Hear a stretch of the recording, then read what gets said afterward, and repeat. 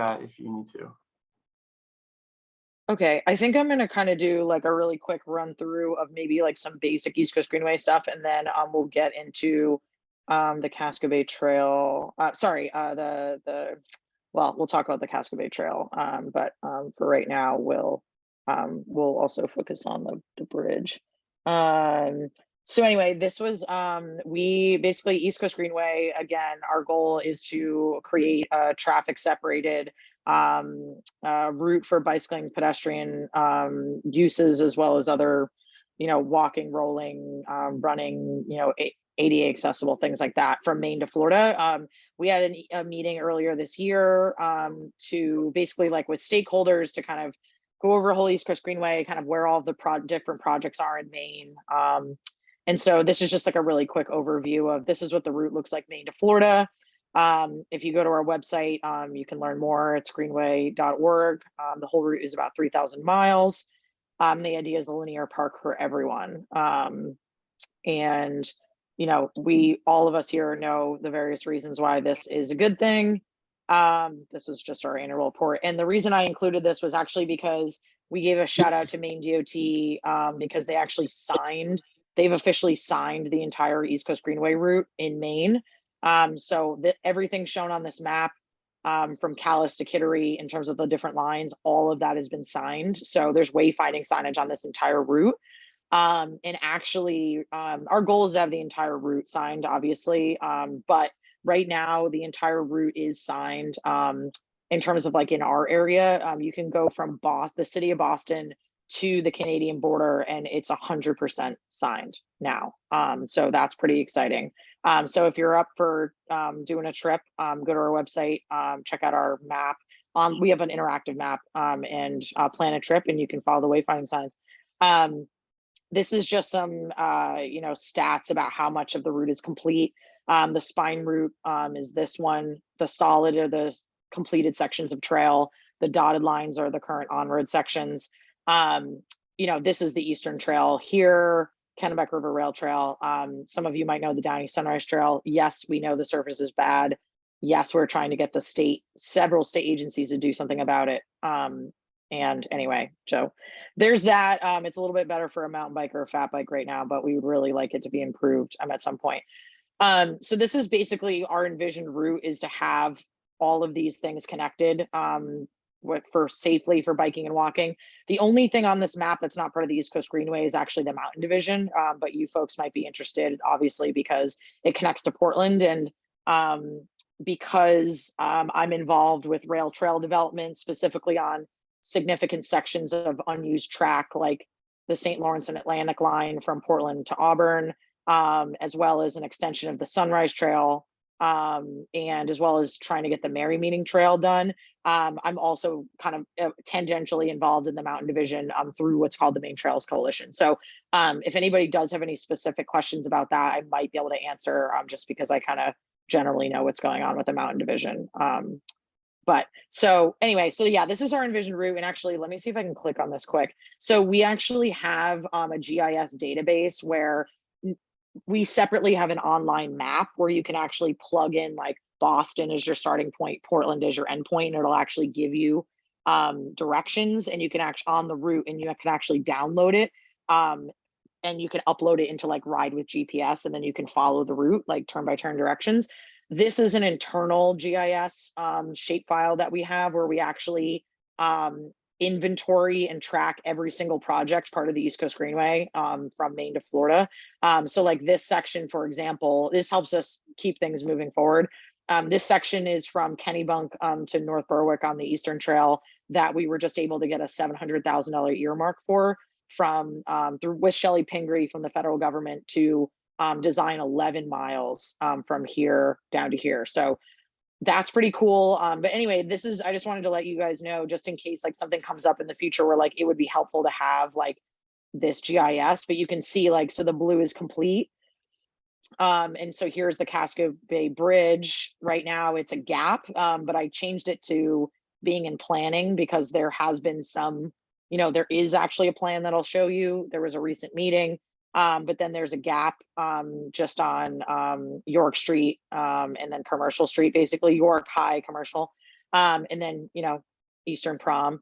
And then, things start getting interesting when you look at here, you go under Tukey's, but what would be the plan for getting over here? It might be, there's been a long time plan to make Bates and Veranda better. I helped Bruce Hyman at the city apply for a grant from Maine DOT to try to do this, Bates and Veranda, but the city didn't get the funding. There's also conversation with the Rue Institute that's taking over this property about maybe doing something under Tukey's Bridge on this side. There's also the swing bridge, here. So usually we don't have multiple lines, like we try to keep one line, like kind of as the focus, but since there's a couple options going on here, that's why there's a few options. But, how do we connect the Eastern Prom to this rail corridor, which is the St. Lawrence and Atlantic, which hasn't been used for a very long time, which could create the Casco Bay Trail from Portland up to Yarmouth, and then up to Auburn, and then also over to Freeport. And the interesting thing about Freeport and Yarmouth is that actually they're doing a really great job in advancing the East Coast Greenway. And so hopefully in maybe 5 years, it's going to be pretty close to done. The Beth Condon is done here in blue.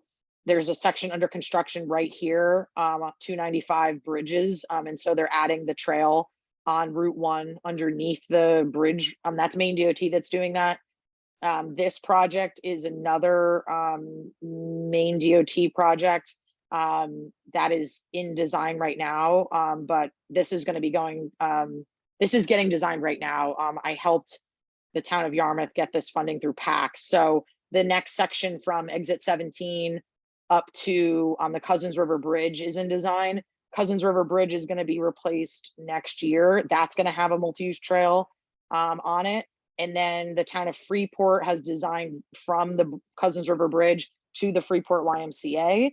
And so, some of this we need to get construction funding for. We're trying to get this funded through Freeport to get it to downtown Freeport. So I've worked with the town to figure out, like, where is this line? Like, what properties is it on? Stuff like that. And then literally getting it to downtown Freeport. So anyway, this is just kind of like some of the work that we do in terms of planning and GIS. That I wanted to share with you. And now I have to figure out how to get my PowerPoint back on. Sorry, here we go.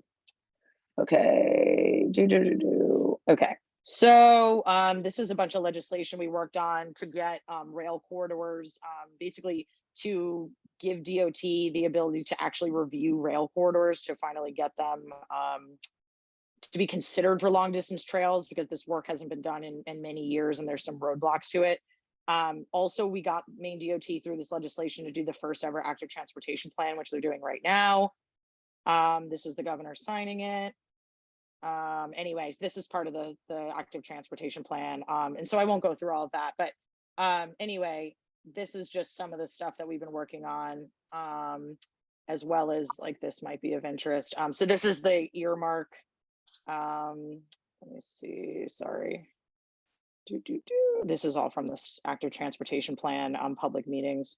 Okay, so this document called the Maine Active Transportation Arterials, connecting all of Maine's 25 largest municipalities. My East Coast Greenway, this is a joint vision with Maine Trails Coalition, Bicycle Coalition of Maine, Eastern Trail Alliance, Mountain Division Alliance, to get this done in terms of making all of these connections for biking and walking, and it will connect all of Maine's 25 largest municipalities. And so all of these organizations have been starting to and continue to do outreach to get this information out. We're going to be doing a big email to all current House and state Senate members, candidates. There's going to be a postcard going out to, like, a really big mailing list, basically giving people a QR code to this document and outlining, that this is totally possible, and how much it's going to cost, which is significantly less than the Gorham, that whole highway bypass thing, which many of you probably know about. So anyway, yeah, this is just some of the things from the plan itself, in addition to the routing, the cost estimating. There's also really good stats in here related to why these things that we're working on are good. visitors, spending money, creating jobs, that more than 50% of CO2 emissions in the state of Maine come from transportation. That's why we need biking and walking to replace, especially short single occupancy vehicle trips. So this document is on Maine Trails Coalition's website. If you go there, you'll be able to check it out. MaineTrailsCoalitions.org. This is the inventory of all the segments, literally from Kittery up to Calais, and its mileage. There's a map for every section of trail. So this is for the Eastern Trail. There's one for the Mountain Division. There's one for the Downey Sunrise Trail, all in this document. This is the cost estimate. I did all the estimating myself based on previous estimates, previous designs, and bringing all of them up to $2021 at least. So we have a realistic cost estimate. And so another issue is around railroads. And also as part of the document have outlined how we can have a complementary network of both trains and trails. Trains, especially passenger rail, need ways for people to first mile, last mile to be able to get to the train. If people have to drive to the train, they're probably not going to take it. So, we keep trying to talk about how like we need to do both. It's not a, it's not an and or, we don't, it's not a trains or trails. It's a both. There was a great piece in Maine Public about this Maine Active Transformation Arterials plan, which got a lot of press. Eastern Trail, there's a lot of progress happening there. Like I said, the 11 miles. So this was from the press conference we did with Shelley Pingree. So there's a lot of good, movement. So Casco Bay Bridge, I'll go into the specifics more, but this is just a really quick overview, is that there is a design that myself and Jim Tassi from Bicycle Coalition worked on, which would basically be green paint in the high conflict zones, vertical delineators on the existing bike lane. It would be great if South Portland could sweep the bike lane so that it wasn't full of glass and metal more often, especially conflict green paint here with the on-ramp. So there's a design for the whole thing. This is just like a really quick snapshot of what we came up with. This was actually in 2020. And then anyway, this was like thinking about the swing bridge, like, hey, there's a swing bridge. It's sitting there not doing anything. And actually a section of the East Coast Greenway in Philadelphia, currently a old swing bridge is being put back into service for a bike ped bridge. The one who just won the last prize there. It's totally doable. It's twice now that she's taken the thing. So here's this is under construction in Philadelphia. Okay, so I'm gonna get out of this presentation and kind of show you more about the Casco Bay Bridge. Sorry if I'm talking a lot. I don't know who's talking, but if you wouldn't mind muting at the moment. So anyway, this was from 2020. As I said, we, myself and Jim Tassi, were proposing the separated bike lanes on the Casco Bay Bridge as a demonstration project, since it would be very affordable to do given the paint and the delineators. This is the general stuff again. So anyway, here is actually what our online route map looks like. The green line is the South Portland Greenbelt. That's the completed trail. The blue line here is on road. This is the bridge. This yellow line is actually giving people the option to take a water taxi if they don't want to bike over the bridge, and then continue to go on the Eastern Prom. So you can see how, if we can get the bridge separated, there would be a very small gap from here down to Commercial Street. And actually, you all probably know about this, but my understanding is there's some work that's going to be going on York Street coming up, is my understanding. There's going to be some paving, I believe. Maine DOT and Jeremiah Bartlett, when we had this meeting recently over by the bridge with a bunch of different folks, Christian McNeil was there, Bruce Hyman, Jeremiah Bartlett, Chris Chop from PAX, folks from South Portland. Jeremiah mentioned that there's going to be some kind of paving going on York Street. So that might be something just to flag for you all, that is an important connection to be able to get people from the bridge down to Commercial. So, and he sounded like, if there was interest, that there probably could be some work done to move around curb lines and things like that. So just FYI on that. Anyway, this is like some overview stuff that we did for Maine DOT about like, why this is an important project. So obviously safety, there's issues, at least, from what I've experienced on the bridge. I used to bike over it almost every day, every other day when I lived in Portland. Traffic speeds are really high. I mean, most people are not going the speed limit. There's a lot of volume. Bicyclists have a lot of traffic exposure on the bridge and is also in conflict zones, and it's definitely not comfortable for all users.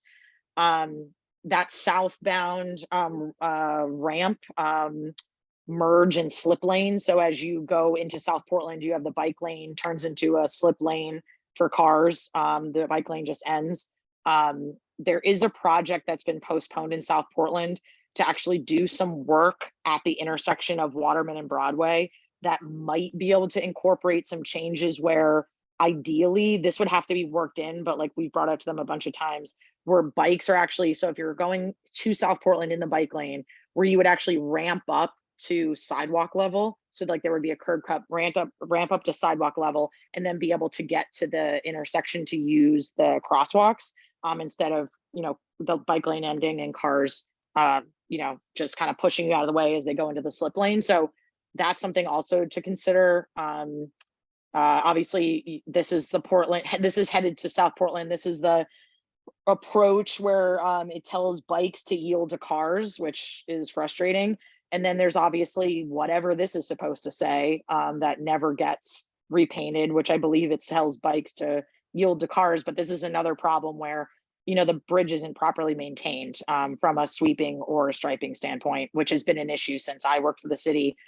The thing is, if anyone's interested in bothering anybody about the maintenance on the bridge, South Portland is entirely responsible for it. So if you want to bug somebody, unfortunately, City of Portland has no jurisdiction over the maintenance of that bridge, which is maddening to me. But anyway, here's the bike lane where I'm talking about coming into South Portland, literally just turns into a right turn slip lane. So if we could potentially ramp people up, pave this, get it to the intersection, I think that would potentially be an improvement. I've actually seen people like scared and stranded over there that weren't from around here, and we're like, what happened to the trail? There's conflicts on the narrow sidewalk. I'm sure you all know about that, of cyclists who don't feel comfortable on the bridge, which makes total sense, and there's a lot of pedestrians using the narrow crosswalk.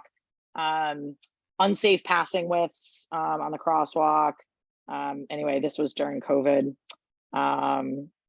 So let's see. So yeah, this is just like pointing out some of the kind of general things, carbon emissions. Okay, so anyone who wasn't around a bunch of years ago, this is the Casco Bay Bridge with vertical delineators on it. Luckily for us, Christian McNeil took these pictures, and we make sure we have them and that no one will ever forget the temporary time where the bridge had a separated bike lane on it, which technically wasn't a separated bike lane. It technically was a separated sidewalk for when the actual sidewalk was closed, yet it functioned also as a separated bike lane. So we can't be told it can't be done again, because it has been done. So I've got to believe it can be done again. We've got the pictures. Anyway, this is also kind of convincing Maine DOT, like, we need to care about everyone, not about just highly confident people. More safety, less stress, great, whatever. So, and also the fact that the posted speed on the bridge is 40 miles per hour, which no one is going. And this is a table from Federal Highway where if the speed is 40 and the average annual daily traffic is up here, then this is what the facility should be. You've got a lot of width out there. You've got travel lanes that are too wide. You got a lot of people speeding. There's plenty of room out there to do something. And given that the shoulders are 7 feet wide, that's more than enough for a one-way separated bike lane. And these are just some other, standards of, how many bicyclists, are there, what the required width should be for a one-way separated bike lane. There's definitely space. We were suggesting it could be a demonstration project, since it's, affordable. At the time in 2020, the estimate was $20,000. So for the delineators and the paint, So that's gone up now. Other places do demonstration projects. We should definitely do that. We need to reduce traffic. This is a very, very old paper map that I found that shows from like the 90s. This is from 1999 from the city of South Portland. They have had plans since then to complete the green belt over the bridge.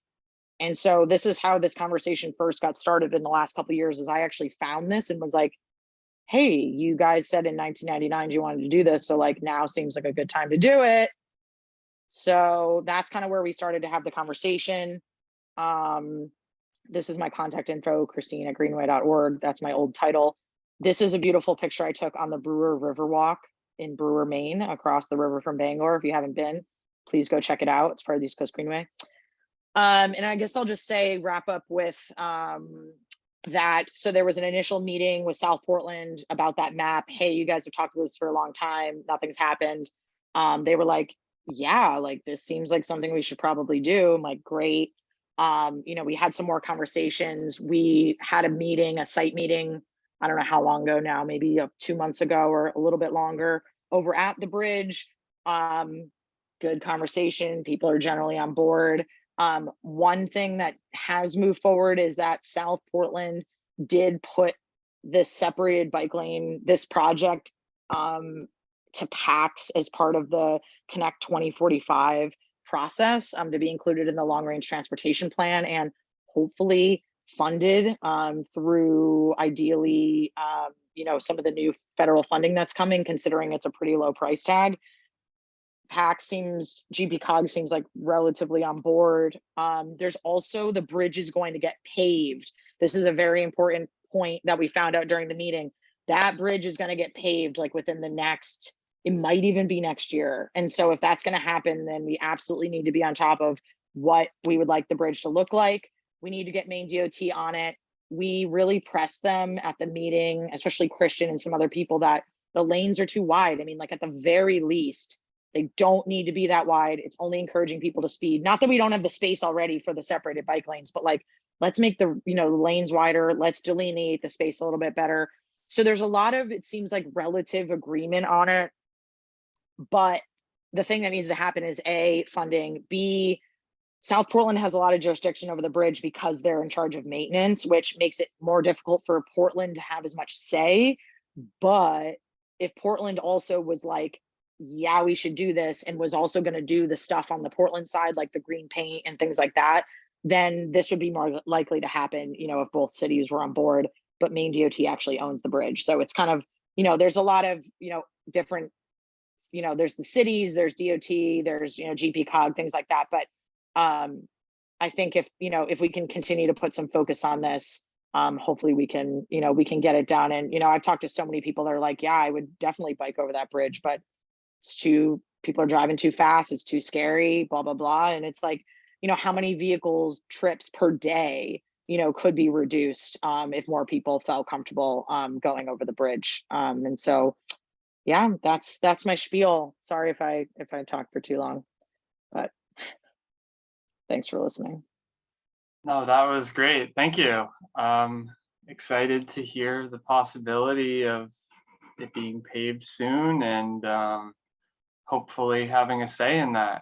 I guess I can open the floor up if anyone has any questions or comments. Yeah, these are just the what Jim Tassie and I put together, just kind of shows the sections of the bridge. Jim put in this green paint going here. This is into South Portland, which in theory is a good idea, but you also have to think about like how people merge over here, which is, there's no easy answer to that. But anyway, so there is kind of this plan I'm showing you right now: installation and removal, time frame, maintenance, cost estimate, authorization, blah, blah, blah. And so Jim and the BCM have been doing a lot of different demonstration projects. So that's kind of how we were pitching it to them at the time. So, okay, now I'm really done talking. Zach, go ahead. Oh, I just wanted to ask if we could clone you, maybe get about a dozen. And that Oh, should, thank you. I really appreciate that. I that should really do it. do. I do. Thank you for that. I second that. Oh, thank you guys. You're sweet. You're sweet. Thank you. Yeah, Christina, this is just so amazing and inspiring. And I think we all wish that we could be like 1/10 as productive as you've been. So if you can figure out how to break up, no doubt, the infinite amount of work that you see needed in the future and help us understand how we can bring resources to it, picking up pieces of the work you're doing, that would be amazing. Because I mean, these are things that we all care about so much and they're so hard to make progress on. So anything we can do to maximize and multiply your efforts would be great. Thank you. I appreciate that. I wish I knew what to say in terms of like right now, in terms of like, hey, this is what we need to do. But I would say on one hand, like I said, I was able to annoy South Portland into submitting it as an official project to PAC. So that's, one step. They're in the process, I believe, of prioritizing all the projects that were submitted. They seemed very interested. And since they said, it's a super affordable project, and never mind the fact that if it's paired with paving, I mean, it's like, it's like no big deal. So I think it's a matter of like, hopefully that comes out of the PACS process and like being a priority. That would be the best way, I would say, to be able to kind of move it forward. I would say the other thing is like I wasn't intimately involved with, I know Portland recently did a process of like identifying bikeways of where, I mean, which, God, we've done it a million times, but like that process happened. I don't know what the city's plan follow-up is to that, where I'm assuming the bridge was probably on it, although it's, like I said, it's under South Portland, so it might not have been. But like, even though South Portland has jurisdiction over the bridge, of like, how can we all make sure that the powers that be know that this is a priority? And even though they may not have the jurisdiction to physically do all the work themselves, is that if the city is very supportive, and if the city would put in like, depending what happens with the funding, like if the city's like, hey, we got paint we could, throw in, or like $10,000 or like something, to just kind of have any kind of, everyone, when I worked for the city, the favorite saying was, you got to have skin in the game, which I was like, never really understood. But anyway, so I'm hoping like PACS will come up with their ratings, and then maybe I can kind of like let you guys know. My assumption would be like ideally maybe next year, and then also just needing to coordinate with Maine DOT. It's like, I swear it's like no one ever knows when their paving projects are happening. Like even the city staff's kind of like, oh, we just found out DOT's paving this road, And so then it doesn't, and then they're like, oh, no time to change the design, And so that's one of the big things, is like not letting that opportunity go by. And so I'm kind of like letting you guys all know, like they said that they're going to pave it. So let's not just put back the same thing. Like, let's try and stay on top of it. And that applies to, other projects that you guys want to work on, is, what's the paving schedule? I mean, that's huge. And sometimes that can be kind of a nebulous thing to figure out, but there is a way to figure it out on Maine DOT's work plan. If you've ever been on their online map viewer, it's like Maine DOT public map viewer. And if you add the layer for their work plan, you can actually go around the state, and like you can zoom into Portland, and you can click like where projects show up, and then it'll say what it is. And so you can actually look at kind of some of the projects, but obviously like that's a really tedious, annoying process for people like me. But yeah, it is a good way to stay on top of stuff, and then also to insert yourself into like, don't just repave this the way it is, because DOT doesn't go out of the way to say, hey, City of Portland, like, how do you want this redesigned? They just say, like, a lot of times they just try to like repave it and call it good, because anything else is like time, money. They don't want to hear about it, So just like kind of an FYI on the paving front. Was there a date in there for this paving? I actually, that is a good question. There should be notes from that meeting that should hopefully have them in there. So here's the notes, and I can see if I can figure that out, because the meeting was Oh, right after the 4th of July, apparently. So that was when we had the meeting, the day after the 4th of July. Let's see, paving, pave, pave.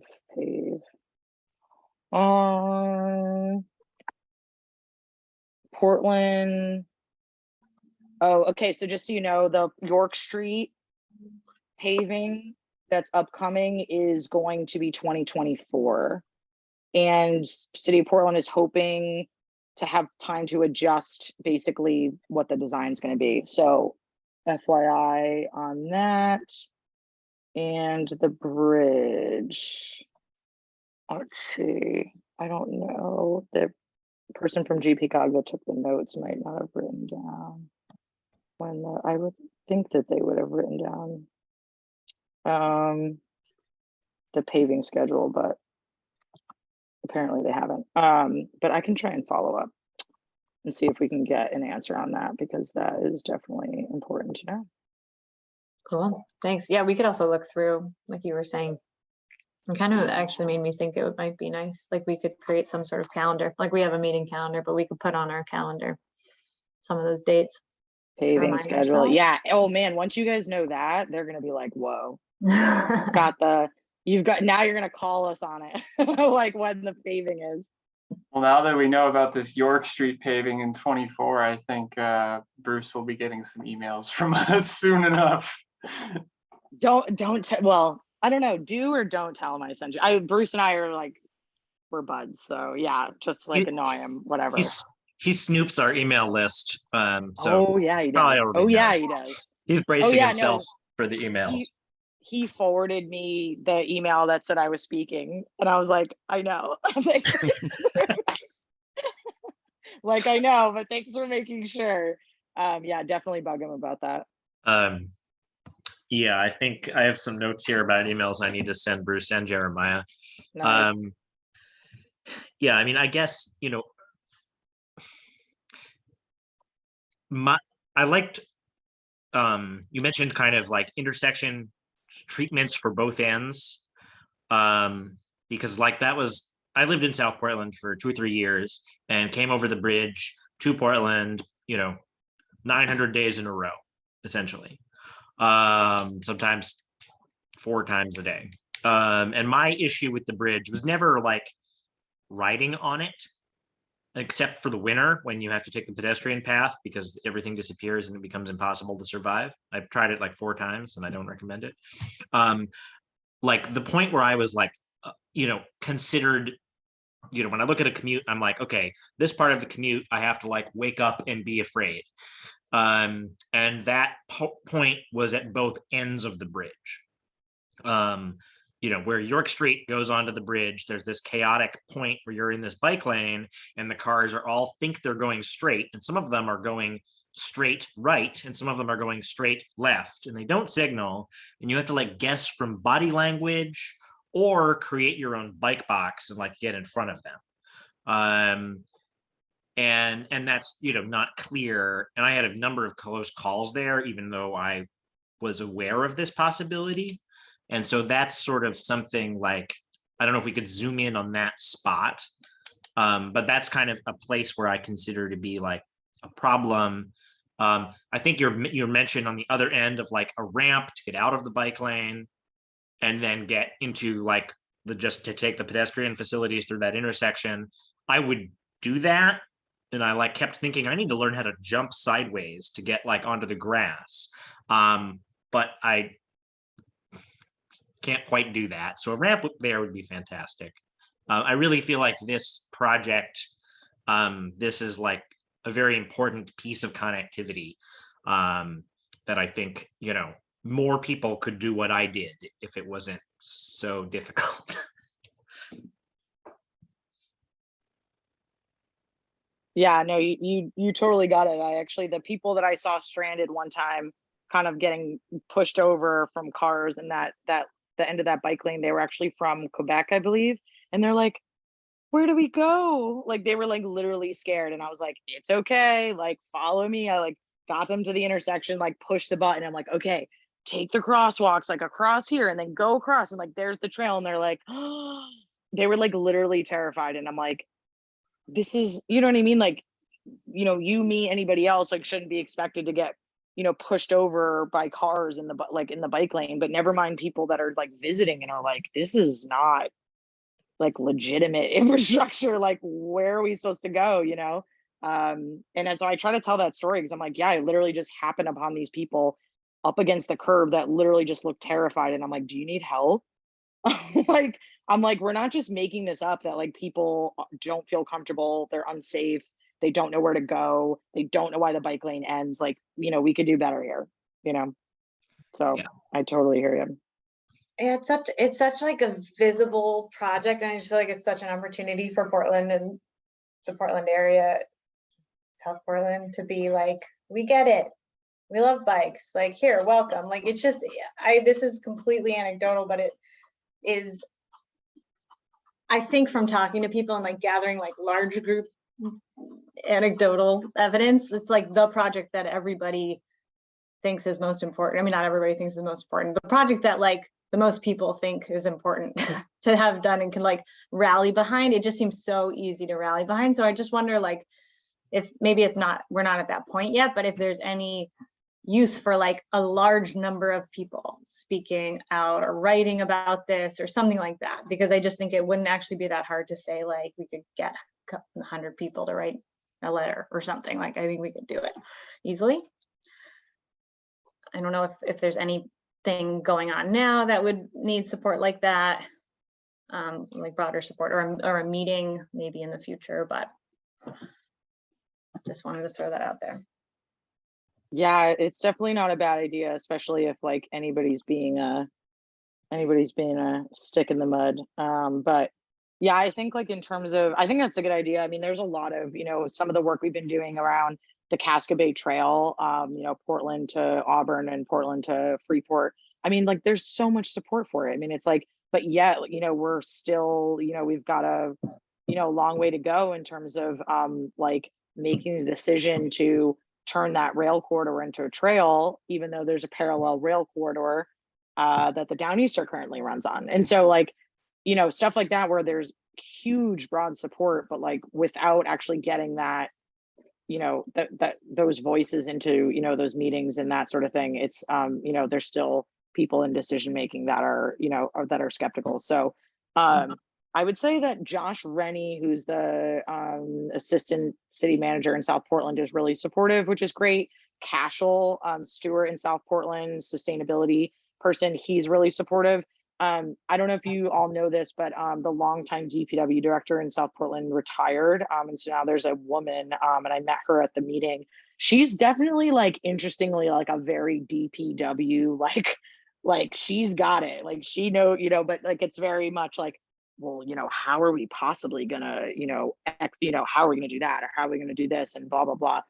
And it's like, you know, there's always logistical issues, and, you know, there are, you know, maintenance is tough. I mean, Portland, frankly, hasn't done a great job maintaining the Park Ave separated bike lane. So like, you know, there are people at the city that for decent reason are like, well, you know, should we be building these things if we're not maintaining it? And it's like, well, you should just maintain them. Like that, you know, like that's the answer. The answer isn't like we should build more. It's like you should just maintain your infrastructure. Like, but that's, you know, that. So anyway, you know, there's always those questions about like, how are we going to do this? How are we going to do that? And it's like, how are we going to sweep it? It's like, well, you're not sweeping it now. So like, you probably should figure that out, whether there's a separated bike lane or not, you know, like there's these things exist, whether, you know, we do anything or not. But anyway, yeah, I think there definitely will be opportunities. I'm hoping that since the project got submitted to PACs, like maybe that's the way to get just like this relatively small chunk of money we need to kind of move things forward. Although, you know, it would be great if there was a public process, like, you know, to get feedback and stuff like that. You know, and if it was a demonstration project of doing it kind of like BCM does, where, you know, there's like a survey afterwards and like ask, you know, what works and what doesn't work. And, you know, the whole vertical delineators thing, like, isn't, I mean, it's relatively easy, it's relatively cheap. And then, you know, there could be, you know, future discussions about like something more permanent, you know, rather than just the delineators, because they do get, you know, knocked out. And to be honest, if and when these delineators do get installed, they likely will be removed for the winter. Just to, I mean, because it just, A, they would all get destroyed anyway. B, they're not going to plow it with a sidewalk plow or whatever it is. And C, like, you know, I bike commute year round, like always. So not to say people don't bike commute year round. I always bike commute year round, but at least there's less people bike commuting year round, you know, so it's like less of a problem. But, you know, in the future, you know, there could be something more permanent. It's just, it's tough because of the bridge. You know, they have to think about how much weight, you know, are you adding, you know, concrete or whatever. And then there's been conversations like, can you move the Jersey barriers? And then somebody said that they're actually like structurally part of the bridge, so you can't just like move them. I don't know. So, but I think, you know, vertical delineators and paint are totally doable, like in, you know, in the very near future. And yeah, it's just a matter of like, how do we do it? So yeah, it'd be great to have you guys all supporting that. So I really appreciate you listening to my spiel, and yeah, I'll try to kind of stay more in touch. Yeah, Kristine, thanks. One question for you. Yeah. So are you / the Greenway on board with, say, testifying in front of the council or putting letters of support in for various things? Oh yeah. Great. So we have a few things coming up, especially adding the bike ped coordinator back in, where, you know, we're going to be doing some advocacy for that. So it'd be nice for you to come in, I think, and show up, be like, hi. yeah. And then some other things too. I mean, I think that yeah, the Greenway's got some really great branding. People love it. So I think, you know, maybe we could get some projects done along the Greenway that maybe wouldn't otherwise. So really appreciate all the work you're doing there. And yeah, so I think, you know, if stuff's happening with the council, maybe we can give you a heads up, and hopefully you can come in, and you don't even have to come down to Portland anymore to do it. So Oh wow, yeah, I on used to Zoom testify in front of TS&E all the time. So the late nights in the hot council room, definitely. And yeah, I mean, like obviously the bridge is an important piece. That York Street paving is going to be an important piece. And I was already in the middle of typing up an email to the group that met. So, and I think Emma, I think you're on the email too. So asking about paving on the bridge, and then just checking in with Jeremiah about paving on York, like if they want to look at tweaking the design, like what's the, because a lot of times, again, like if it's not like an actual project and it's just paving, there doesn't necessarily have to be a public process. So it's not always clear like how people can get involved if it's just a paving project. A lot of times it'll be kind of internal with staff, and if like, you know, staff wants to reach out, they do. So I'll try to figure out that. And so Emma, you'll at least know about that, and you know, we can kind of keep you guys in the loop about those two paving projects. That would be awesome. And yeah, I'll fill in the group. Sweet. Winston, you had a question? Yeah, and I think Zach might too, unless his hand is still up from last time. But I guess yeah, when you send that email, you know, if you want to forward some of us the response, or make sure Emma gets the response, that would be really interesting. And I guess, you know, kind of to the group, I think our goal might be to try to force a public process around York and the Casco Bay Bridge as becoming one cohesive design and project. Because it would be really nice if York from High Street to South Portland, you know, was one thing that fed into itself and was easy to understand, and you didn't have to think, how do I approach this type of infrastructure as you transition from one to the other? Which, if we have two separate projects, two separate paving things happening different years, is with the DOT, like keeping mum, is very unlikely to happen. So that's sort of like my goal, is to help that become one. Yes. And I look forward to hearing what they say about that. And then we can take that information and run with it. So, and thanks very much for showing up tonight. Yeah, absolutely. Absolutely. No, that sounds great. And just really quickly, aside from the Casco Bay Bridge, like that other important connection is how to get, you know, north of Tukey's Bridge. The Rue Institute, as you probably know, coming, they're going to be a huge player in that. And it's great, you know, to have a private entity that's interested in making these connections. I assume they would have to do like some of this stuff because of TDM, but the city of Portland's TDM implementation is also very spotty. But anyway, there's actually going to be a meeting coming up at the Rue Institute property next, oh gosh, it's on my calendar somewhere, or maybe, anyway, it's coming up sometime soon.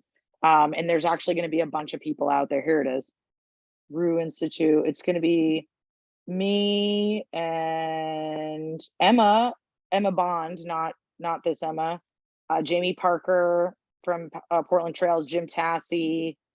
Oh, Liz, you're going to be there. It says on the invite where it says you're invited.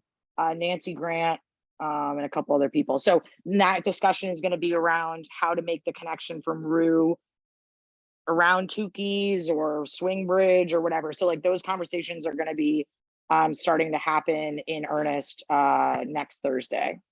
So that is pretty cool. And then there's also, you know, like I said, the Casco Bay Trail, Portland, Falmouth, Cumberland, Yarmouth, Freeport, and everything. But the thing to know about the Portland section on that rail line is the first few miles would actually be a rail with trail, proposed that way, because there's actually a marina that puts boats on rail and like moves them a short distance at like 5 miles per hour. So this is very interesting to know.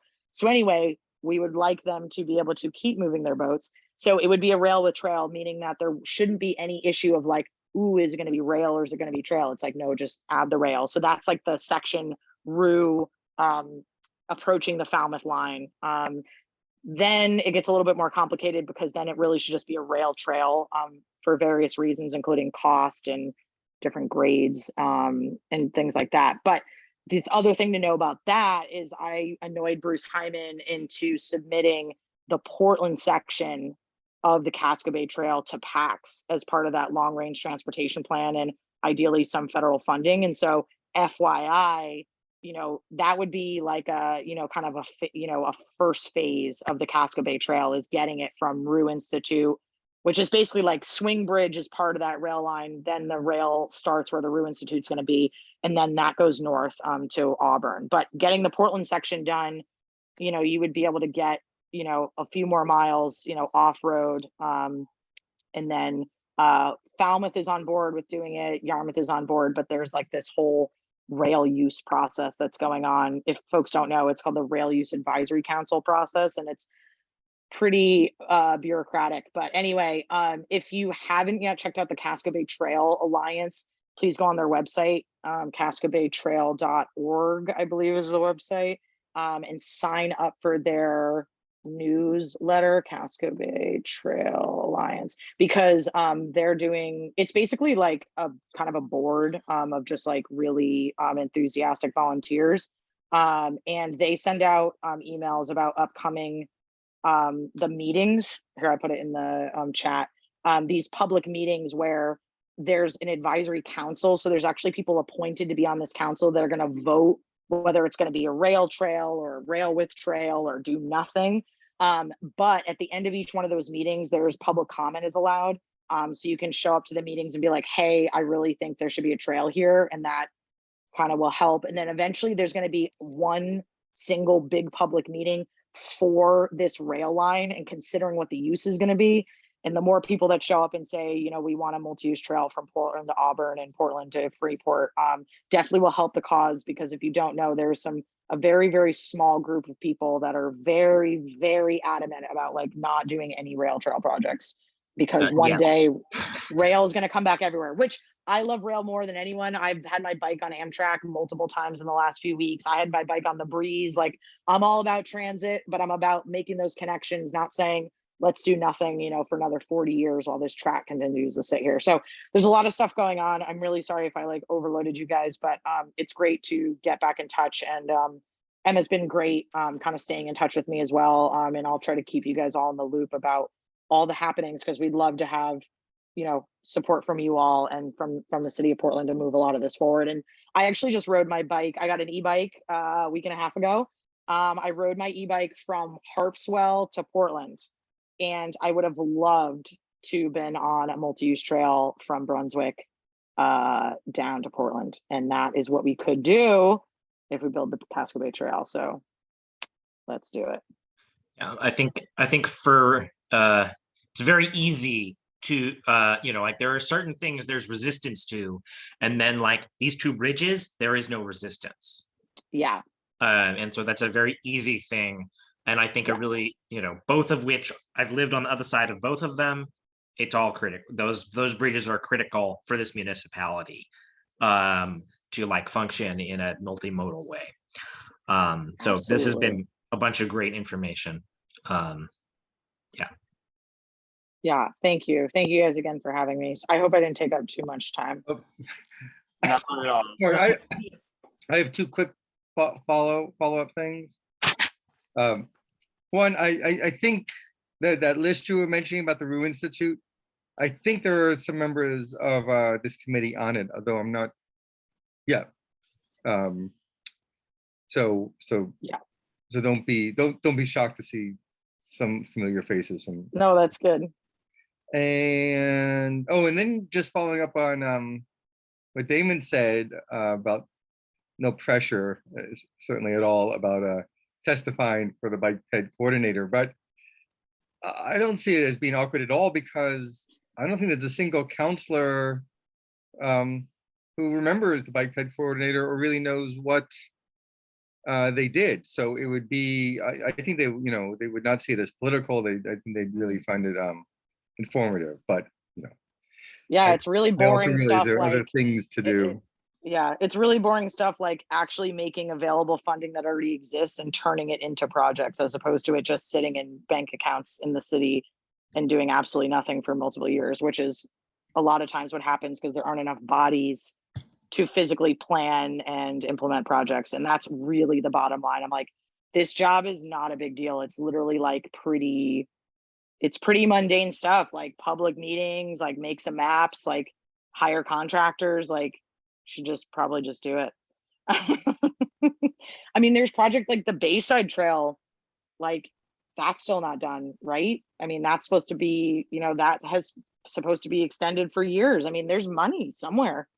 There's money somewhere in city bank accounts to extend the Bayside Trail. Like, there's also like, the Mountain Division Trail, like within Portland, like that's somewhat moving forward, but honestly the Portland side needs a lot more effort. Like the Mountain Division's moving forward in relative earnest in Wyndham and Westbrook. It's going to be under design soon, and then they're also hopefully we'll be going to the legislature, the Mountain Division from Standish to Freiburg. That's the big section. So the only section that like not that much is happening is the Portland section to get the Mountain Division into downtown Portland. And there's folks like that are working really hard in like Wyndham and Westbrook and all those places, and they're like, we need Portland. Like, what is going on with Portland? And I'm like, I don't know. Like, that project is not part of my deal. So the city, I know, and this project is not on like as part of East Coast Greenway, so do with it what you will. But if any of you are interested in creating the Mountain Division Trail, like definitely bug Bruce, bug Jeremiah, bug City Council. Like that should be done already. Like it's just like it would, just get it done. Like what are we taking so long? I mean, granted, there's projects like Brighton that project was like going to be under design when I worked there, and I haven't worked for the city since 2016. So that's how long that project is still, being designed, which I think Emma's been on some emails, which is also none of my business, but there's no way that Brighton Avenue should be reconstructed without a physically separated bicycling infrastructure. I mean, period. I mean, to put paint back on Brighton Avenue would be criminal. And I try to tell them that, but I really have no say Right. anymore. So Well, that's what I was thinking of when I was like, what do we need? Like, can we get a bunch of people to say we're in support of this? Because in that email, Bruce mentioned like that if he had heard support for it, then it would be in it. And I'm like, oh man, let's get we have support for it. So, but we still haven't had a meeting about Brighton. yeah, again, it has nothing to do with me, but like honestly, that's just one of those things where like, what are they thinking? Like, just get on them. Like paint. Come on. I mean, you saw that graph that I had in my presentation. It's from Federal Highway. It's from the FHWA Bikeway Selection Design Guide. Paint is not what that road, like based on federal highway guidance, needs to have in terms of a bike facility based on the amount of annual average daily traffic as well as design, as well as posted speed limit.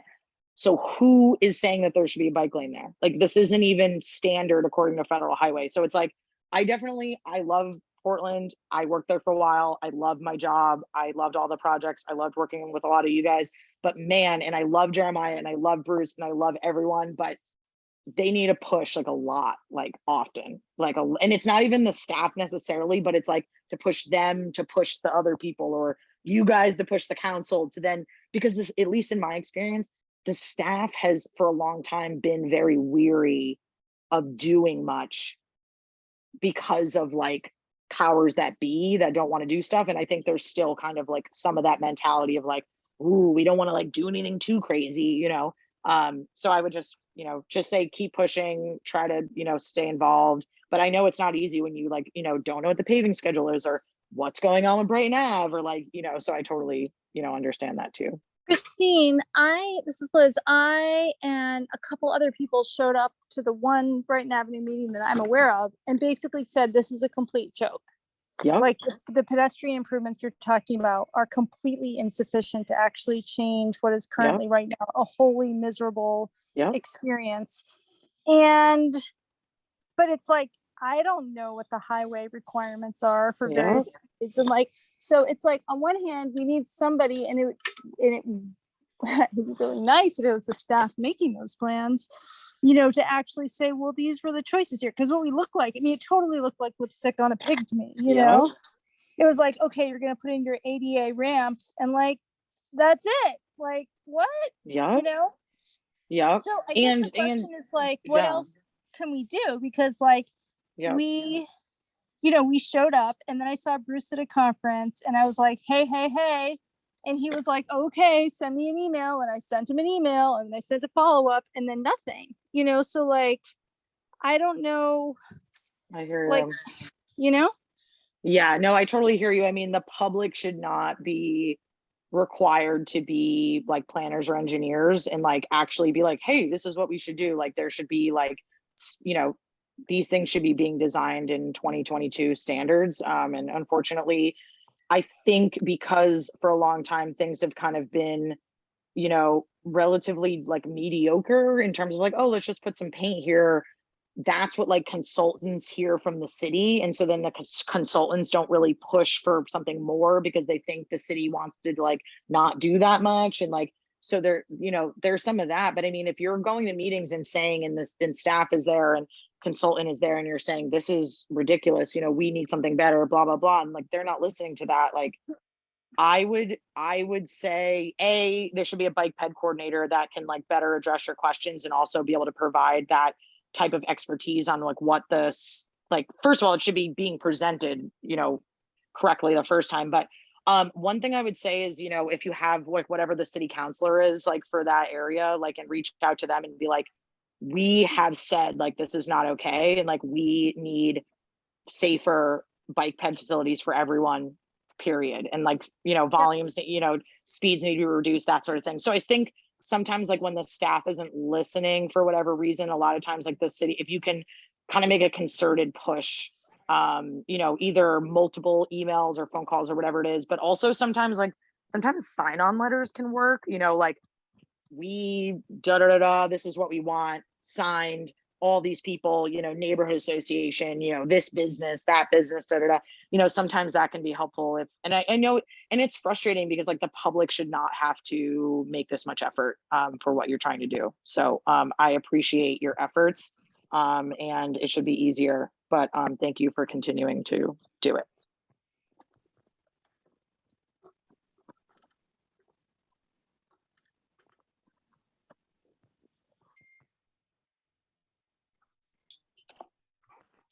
Anyone have any other questions?